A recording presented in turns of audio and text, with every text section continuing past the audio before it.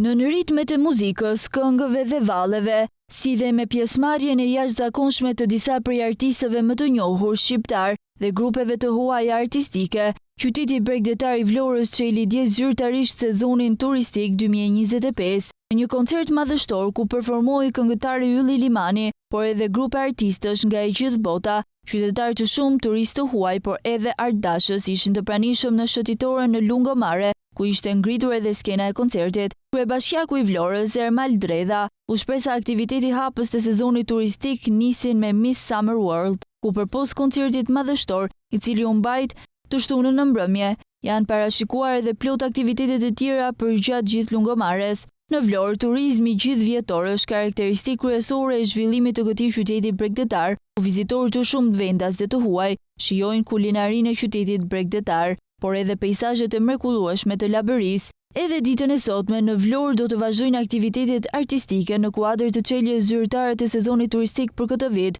ndërsa pjesë e ofertës turistike janë edhe muzet, kultura, kulinaria dhe tradita në të gjitha dimensionet e saj. Koncerti i mbrëmjes së djeshme kulmoi me një spektakël të jashtëzakonshëm fishek zjarresh, ndërsa surprizat e tjera i presin qytetarët vlonjat dhe turistët e shumtë që ndodhen në këtë qytet bregdetar.